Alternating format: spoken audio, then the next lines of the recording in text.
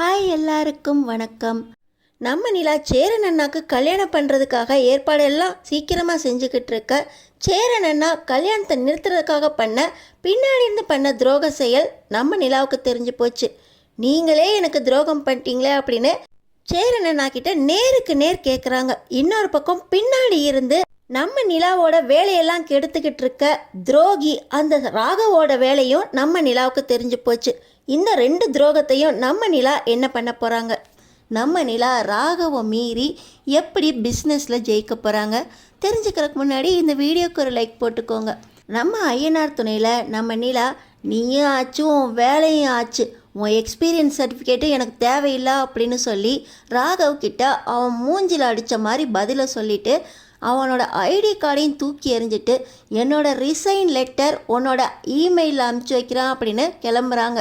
வெளியே போய் நீ என்னத்தை கிழிக்கிறேன்னு நான் பார்க்குறேன் அப்படின்னு சொல்லி ராகவ் ரொம்ப கெத்தாக நம்ம நிலாவோட வேலையெல்லாம் கெடுக்கிறதுக்காக பிளான் போடுறாரு.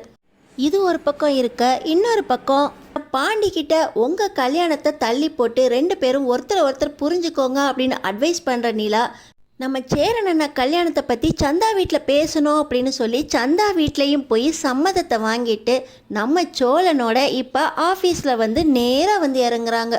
ஃபேக் புருஷனோட நம்ம நிலா இறங்குறாங்க அப்படின்னு செம கோவத்தில் இந்த ராகவ் நம்ம நிலாவையே கவனிச்சுக்கிட்டு இருக்காரு. ஆனால் நம்ம நிலா, ரொம்ப தேங்க்ஸுங்க, கரெக்டாக டைமுக்கு இறக்கி விட்டீங்க. இருந்தாலும் இவன் மூஞ்ச பார்த்துக்கிட்டு இங்கே வேலை செய்கிறதுக்கு கஷ்டமாக தான் இருக்குது. எக்ஸ்பீரியன்ஸ் சர்டிஃபிகேட் கிடைக்கணுங்கிறக்காக தான் வேலை பார்க்குறேன், அதுக்காக உங்கள் வேலையெல்லாம் காட்டிடாதீங்க அப்படின்னு எச்சரிச்சுட்டு நம்ம நிலா உள்ளே போகிறாங்க. ஐயோ நிலா, இன்றைக்கி ராகவ் ரொம்ப சீக்கிரம் வந்துட்டார், நீங்கள் தான் லேட்டுன்னு நினைக்கிறேன். அந்த ராகவ் முகத்தில் முழிக்கிறதுக்கு முன்னாடி நீங்கள் வேலையை ஆரம்பிங்க அப்படின்னு திவ்யா சொல்ல, திவ்யா கிட்ட நம்ம நிலா, இந்த ராகவ் மூஞ்சை பார்த்து வேலை செய்கிறதுக்கு ரொம்ப கஷ்டமாக இருக்குது. இப்போ லேட்டாக வந்தது கூட ராகவுக்கு தெரிஞ்சிருக்கும். கூடிய சீக்கிரமே கேபினுக்கு கூப்பிட்டு திட்ட தான் போகிறாரு. பார்த்துக்கலாம் திவ்யா, உங்களுக்கு ஏதாவது வேலை கிடச்சிச்சா திவ்யா? என்னையும் கூடிய சீக்கிரம் இங்கேருந்து கூட்டிகிட்டு போயிருங்க திவ்யா அப்படின்னு சொல்ல, அதுக்கு தான் ரெடி பண்ணிக்கிட்டு இருக்கேன். என் ஃப்ரெண்ட்ஸ் கூட்டத்தில் கூட அவங்க கொஞ்சம் அட்வான்ஸ் பணம் கட்டினா போதும், அவங்களே உங்களை பார்ட்னராக சேர்த்துக்குவாங்க. என்ன, இன்வெஸ்ட்மெண்ட்டுக்கு பணம் தான் இல்லை. பார்ப்போம் நிலா, ரெண்டு பேரும் சேர்ந்து கூட ஒரு பிஸ்னஸ் ஆரம்பிப்போம் அப்படின்னு ரொம்பவே இன்ட்ரெஸ்டிங்காக பேசிக்கிட்டு இருக்க. இதையெல்லாம் கேட்டுக்கிட்டு இருக்க ராகவுக்கு கோவம் வந்துடுது. என்ன, என் கம்பெனியை விட்டுட்டு நீங்கள் வேறு கம்பெனியில் வேலை பார்க்குறக்கு யோசிச்சுக்கிட்டு இருக்கீங்களா? வந்ததே லேட்டு, இதில் இந்த கதை வேறையா அப்படின்னு சொல்லி இப்போ நம்ம நிலா நினச்ச மாதிரியே உள்ளே கூப்பிட்றாரு ராகவ். ராகவ் உள்ளே கூப்பிட்டோன்னே நம்ம நிலா, இதை வரேன் அப்படின்னு சொல்லிட்டு உள்ளே போகிறாங்க. உள்ளே போன உடனே நீங்கள் அந்த ஃபேக் புருஷனோட இறங்குனதோடு இல்லாமல் 10 நிமிஷம் லேட்டு, இதில் வேறு வேலைக்கு வேறு ரெடி பண்ணிக்கிட்டு இருக்கீங்க. இங்கேயே ஒன்றையும் கலட்ட முடியல, இதில் வேறு வேலையா உங்களுக்கு அப்படின்னு சொல்ல, அது என்னங்க சோழனை பார்த்து ஃபேக் புருஷன் சொல்கிறீங்க? என் பர்சனல் விஷயத்தை பேசுகிறதுக்கு உங்களுக்கு என்ன ரைட்ஸ் இருக்குது? சோழன் என்னோட ஹஸ்பண்ட், அவரை பற்றி பேசுகிறதுக்கு உங்களுக்கு கொஞ்சம் கூட தகுதி இல்லை. என் வாழ்க்கையில் என்ன நடந்திருந்தாலும் அவர் என் ஹஸ்பண்ட், அதுக்கான மரியாதையை நீங்கள் கொடுக்கணும். என் வாழ்க்கையில் என்ன நடந்திருந்தாலும் இது ஆஃபீஸில் உங்களுக்கு நான் வேலை செய்யலையா அதை மட்டும் பாருங்கள். உங்களுக்கு 25 கோடி ரூபா ப்ராஜெக்ட் வந்ததுக்கு காரணம் நான். அந்த ப்ராஜெக்ட்டுக்கான டீட்டெயில்ஸ் என்கிட்ட தான் இருக்குது.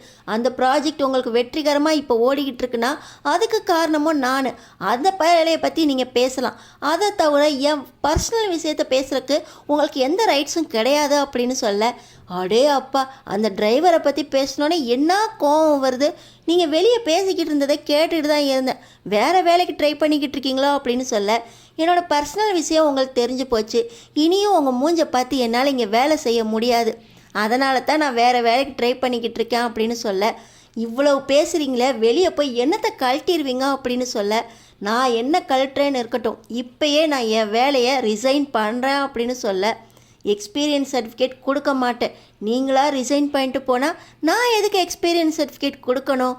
வெளியே போய் அப்படி என்னத்தை கழட்டிடுவீங்க அப்படின்னு சொல்ல, உன் எக்ஸ்பீரியன்ஸ் சர்டிஃபிகேட்டும் வேணாம், இந்த வேலையும் வேண்டாம் அப்படின்னு சொல்லி நம்ம நிலா ஐடி கார்டை அந்த ராகவ் முகத்திலே தூக்கி எறிஞ்சிட்டு கிளம்பிடுறாங்க.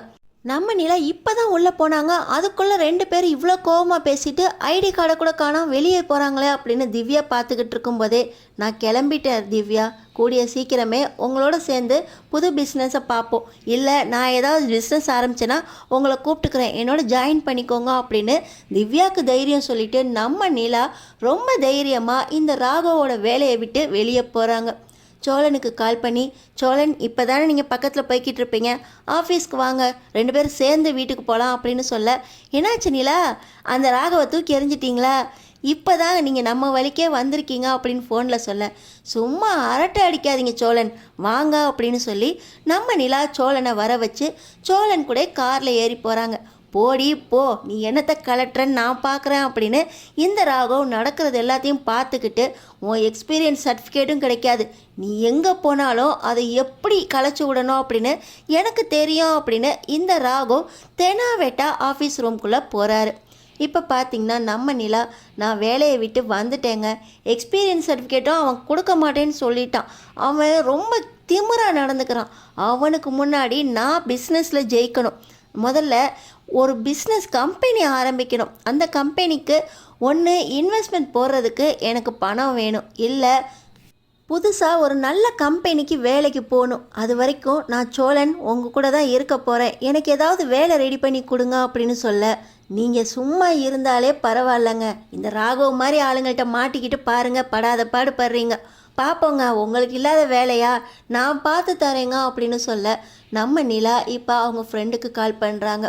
பாண்டி பணத்துக்காக அரேஞ்ச் பண்ணி கொடுத்தாங்க பார்த்தீங்களா ப்ராஜெக்ட்டு, அதே ஃப்ரெண்டுகிட்ட இப்போது எனக்கு இன்னும் 2-3 ப்ராஜெக்ட் கொடு, வீட்டில் சும்மா தான் இருக்கேன், நான் செஞ்சு தரேன், அதுக்கான பணத்தை நீ 50-50 கொடுத்தா கூட போதும் அப்படின்னு சொல்ல, என்கிட்ட நிறைய இருக்குது, டைம் தான் இல்லை, நீ என் கூட வந்துரு நிலா, 2 பேரும் சேர்ந்து ப்ராஜெக்ட் செய்வோம் அப்படின்னு சொல்ல, கண்டிப்பாக உன்னோட தொழில் எனக்கு இப்போ வேணும், உன்னோட பணமும் எனக்கு வேணும், நான் இன்வெஸ்ட் பண்ணி புது பிஸ்னஸில் பார்ட்னராக சேரலான்னு இருக்கேன், நீ என்ன சொல்கிற அப்படின்னு சொல்ல, கண்டிப்பாக நிலா என்கிட்ட வர ப்ராஜெக்ட்லாம் உன்கிட்ட கொடுக்குறான் அப்படின்னு சொல்லி அந்த ஃப்ரெண்டும் கை கொடுக்குறாங்க. ஒரு பக்கம் வேலையை நம்பியிருந்த ராகவ் அந்த வேலையை விட்டு தூக்கிட்டாரு, நம்ம நிலா இதிலேயே பாதி உடஞ்சி போயிருக்காங்க. இன்னொரு பக்கம் பார்த்திங்கன்னா சேரன் அண்ணாக்கு கல்யாணம் அப்படிங்கிற சந்தோஷத்தில் வீடே சந்தோஷமாக இருக்குது. நம்ம சேரன் அண்ணாவை ஏமாற்றி இன்னொரு பக்கம் காயத்ரியோடு சுற்றிக்கிட்டு இருக்க பல்லவன் ஒரு பக்கம் இருந்தாலும் சேரன் அண்ணா கல்யாணம் அப்படின்னு சந்தோஷமாக இருக்க, நம்ம சேரன் அண்ணா அந்த கல்யாணம் இப்போதைக்கு வேண்டாம், சோழனும் நம்ம நிலாவும் ஒன்று சேர்ற வரைக்கும் நம்ம தனியாக தான் இருக்கணும், இந்த கல்யாணத்தை தள்ளி போடணும் அப்படின்னு நம்ம சேரன் அண்ணா பேசியிருக்காங்க. பாண்டி கல்யாணமும் தள்ளி போயிருக்கு, இப்போ சேரன் அண்ணா கல்யாணமும் தள்ளி போயிருக்குது. முக்கிய காரணமாக இருக்குது சேரன் அண்ணா. இந்த விஷயம் நம்ம நிலாவுக்கு இன்னும் தெரியாது. இப்போ பார்த்திங்கன்னா நம்ம நிலா கையில் ஒரு ப்ராஜெக்ட் செஞ்சு அந்த காசோட கல்யாணம் எப்போ வச்சுக்கலாம், பொண்ணு பார்க்க மேட்டே விஷயம், அது இல்லாமல் நிச்சயதார்த்தம் அப்படின்னு பேசுகிறதுக்காக மறுபடியும் சந்தா வீட்டுக்கு போகிறாங்க. அனீஸ் பையாவை வர சொல்கிறாங்க. பார்த்திங்கன்னா அனீஸ் பையா, இப்போ கல்யாணம் வேண்டாம், எங்களுக்கு இப்போ இந்த கல்யாணத்தை நடத்துறதுல இஷ்டம் இல்லை, கையிலையும் காசு இல்லை அப்படின்னு சொல்ல, இதெல்லாம் பற்றி நீங்கள் யோசிக்காதீங்க, இந்த கல்யாணத்துக்கு எப்படி நடத்தணுங்கிறத மட்டும் பாருங்க அப்படின்னு சொல்ல, அனீஸ் பையா பணத்துக்கு ஏற்பாடு பண்ணிவிட்டு அப்புறமா கல்யாணத்தை வச்சுக்கலாம், இதே தான் சேரனும் வந்து பேசிட்டு போனாரு அப்படின்னு ஒரு வார்த்தையை விட்டுறாரு. என்ன சேரனா உங்கள் வீட்டில் வந்து என்ன பேசினாரு அப்படின்னு கேட்க, சந்தா இந்தியில் புரியாமல் சேரன் பையா கல்யாணத்தை தள்ளி போட சொல்லிட்டாரு அப்படின்னு உளறிடுறாங்க. என்ன கல்யாணத்தை தள்ளி போட சொல்லிட்டாரா அப்படின்னு இவங்க இங்கே தெரிஞ்சுக்கிட்டு நேராக சேரன் அண்ணா கிட்ட போகிறாங்க ரொம்ப கோவமாக.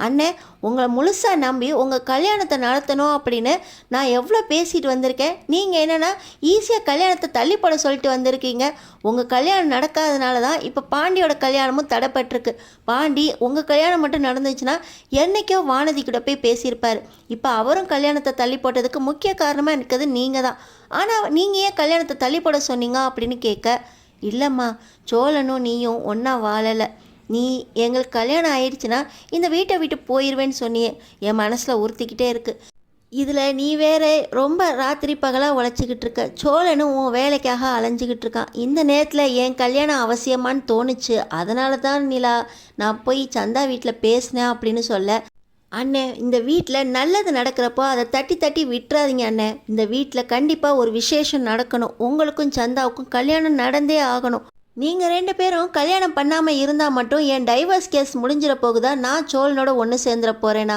சோழனோட நான் ஒன்று சேர்றதுங்கிறது கனவுலையும் நடக்காதுண்ணே. உங்கள் கல்யாணத்தை பண்ணுங்கள், வீட்டில் சந்தோஷம் வரட்டும். வீட்டில் இன்னொரு பொண்ணு வந்து இருந்தால் தான் முதல்ல சந்தோஷங்கிறது இருக்கும், வீடு வீடாக இருக்கும். உங்கள் கல்யாணத்தை நடத்துறதுக்கு நான் ரெடியாக இருக்கேன். நான் சொல்கிறத நீங்கள் கேட்பீங்க அப்படின்னா முதல்ல சந்தா கூட போய் பேசி கல்யாணத்துக்கு ஏற்பாடு பண்ணுங்கள். எங்கள் டைவர்ஸ் கேஸை பற்றியும் நாங்கள் ஒன்று சேர்றதை பற்றியும் நீங்கள் யோசிக்கவே வேண்டாம் அப்படின்னு சொல்ல, நடேசன் அப்பா, என்னம்மா நீ இந்த வீட்டுக்கு வந்த மகாலட்சுமி இந்த வீட்டை விட்டு போகிறேன்னு சொல்கிற, அவன் அதுக்கு இன்னொரு ஏற்பாடு பண்ணியிருக்கான், அதையும் தட்டி விட பார்க்குறியா அப்படின்னு சொல்ல, சோழனை விட்டு பிரிகிறது தான். இந்த விஷயத்தில் டைவர்ஸை பற்றி யாரும் இடையில வராதிங்க. சோழனுக்கும் எனக்கும் நடக்க போகிற டைவர்ஸ், இதில் ராகவ் வந்ததுனால தான் நான் அவன் கம்பெனியவே தூக்கி எறிஞ்சிட்டு வந்தேன். நீங்களும் இடையில வராதிங்க அப்படின்னு ஒரே புடியாக நிற்க, நம்ம நிலாவும் சோழனும் டைவர்ஸ் கேஸை விட்டு பிப்ரவரி 14க்குள்ளே எப்படி ஒன்று சேர போகிறாங்க, அடுத்தடுத்து என்ன நடக்க போகுது தெரிஞ்சுக்கிறதுக்கு நம்ம சேனலை சப்ஸ்கிரைப் பண்ணி தொடர்ந்து பாருங்கள்.